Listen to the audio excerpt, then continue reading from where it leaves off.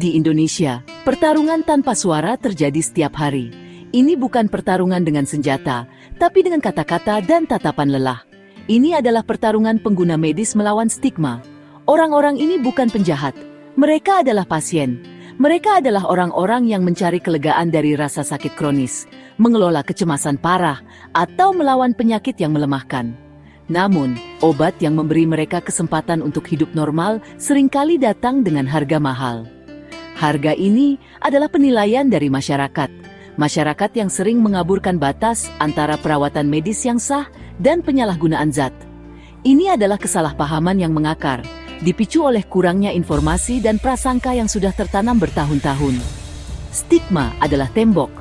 Ini memisahkan pasien dari pemahaman dan dukungan yang sangat mereka butuhkan. Bayangkan Anda membutuhkan obat hanya untuk melewati hari, tapi malah dicurigai. Tetangga Anda berbisik-bisik. Teman-teman Anda menjaga jarak, bahkan anggota keluarga mungkin meragukan perjuangan Anda. Inilah kenyataan bagi banyak orang. Label pecandu atau pengguna narkoba dilemparkan begitu saja, mengabaikan resep dokter dan kondisi medis yang sah di baliknya. Penilaian ini tidak hanya menyakiti perasaan, ini menciptakan hambatan nyata terhadap perawatan dan penerimaan, membuat perjalanan kesehatan yang sulit menjadi lebih terisolasi dan menantang. Ini bukan hanya masalah kecil yang memengaruhi beberapa orang. Ini adalah masalah yang meluas. Dari Sabang sampai Merauke, individu yang diresepkan obat untuk kondisi seperti epilepsi, depresi berat, atau nyeri pasca operasi menghadapi hambatan tak terlihat ini. Mereka adalah rekan kerja Anda, teman-teman Anda, dan tetangga Anda. Mereka adalah ibu, ayah, dan siswa yang berusaha menjalani hidup mereka.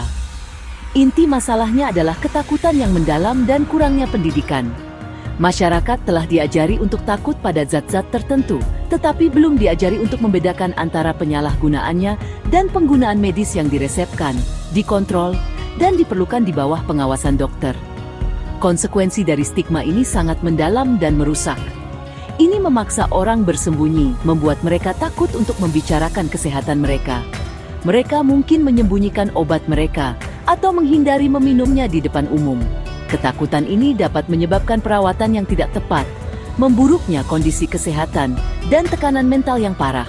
Kita, sebagai masyarakat, harus mulai melihat lebih dekat. Kita harus bertanya bukan dengan kecurigaan, tetapi dengan keinginan tulus untuk memahami. Sudah waktunya untuk meruntuhkan tembok stigma, bata demi bata, dan menggantinya dengan jembatan empati, pendidikan, dan dukungan tak tergoyahkan bagi mereka yang membutuhkan. Mereka akan bertanya, kata-kata mereka dipenuhi kekhawatiran yang lebih terasa seperti tuduhan. Itu adalah pertarungan pembenaran yang konstan. Dia harus menjelaskan kondisi medisnya berulang kali, membela pilihan yang telah dibuat dokternya demi kesehatannya. Kebutuhan konstan untuk membuktikan keabsahannya sangat melelahkan. Itu menambah lapisan stres emosional di atas rasa sakit fisik yang sudah dia alami setiap hari dalam hidupnya. Ini bukan hanya kisah Budi. Ini adalah kisah ribuan orang lain di seluruh Indonesia. Seorang ibu dengan kecemasan parah, seorang siswa dengan ADHD, seorang kakek yang mengelola nyeri kanker.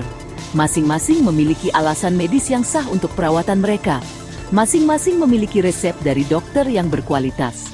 Namun, masing-masing berisiko menghadapi tembok kesalahpahaman dan penilaian yang sama dari masyarakat yang cepat memberi label, tetapi lambat mendengarkan.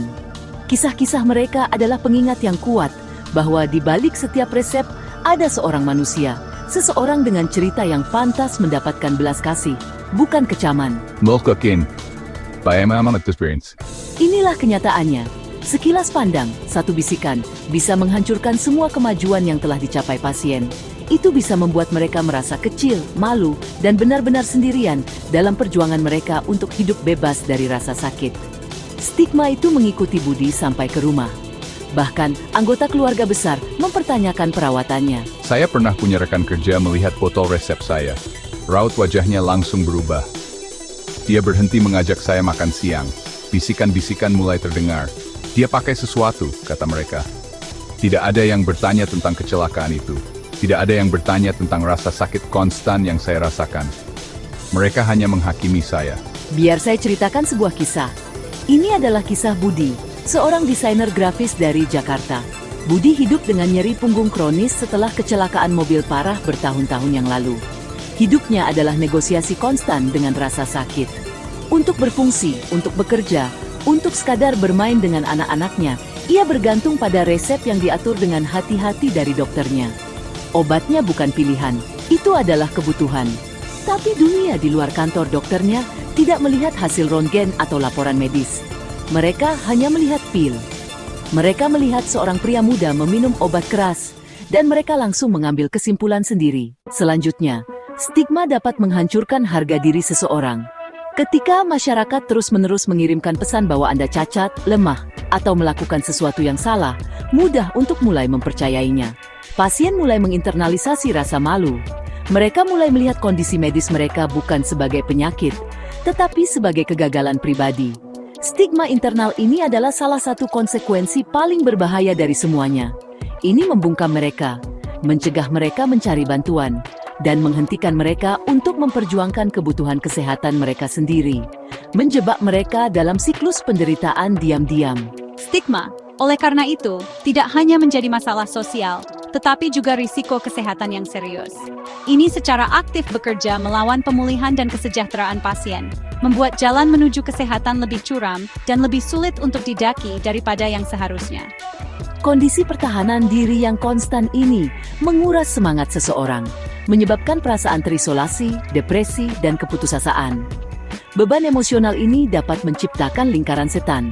Stres dan isolasi yang disebabkan oleh stigma sebenarnya dapat memperburuk gejala kondisi medis asli. Bagi seseorang dengan nyeri kronis, tekanan emosional dapat meningkatkan persepsi nyeri.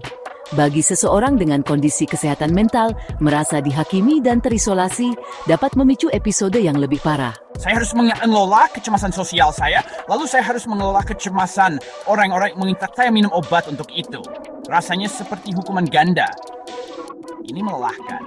Tantangan yang dihadapi pengguna medis jauh melampaui bisikan dan tatapan aneh. Stigma menimbulkan luka yang dalam dan abadi, baik secara fisik maupun mental.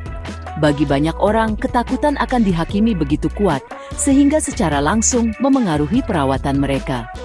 Mereka mungkin melewatkan dosis obat mereka sebelum acara sosial untuk menghindari membawa botol. Mereka mungkin menunda pengisian ulang resep di apotek, takut akan tatapan bertanya dari apoteker. Tindakan ini bukan tanda kecerobohan. Ini adalah tindakan pertahanan diri terhadap penolakan sosial. Tapi penghindaran ini bisa memiliki konsekuensi fisik yang mengerikan. Beban mental sama beratnya, jika tidak lebih berat. Bayangkan hidup dengan ketakutan konstan akan ketahuan. Ini menciptakan keadaan kewaspadaan dan kecemasan yang bisa melumpuhkan. Ini memperparah stres dari kondisi medis yang mendasari. Kita, sebagai masyarakat, punya pilihan.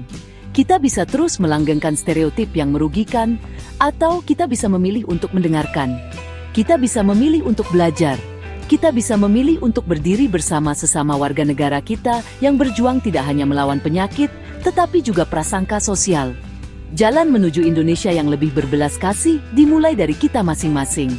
Dimulai dengan pikiran terbuka, hati yang baik, dan kemauan untuk melihat orangnya, bukan hanya resepnya. Pesan dari para pelopor ini jelas dan kuat.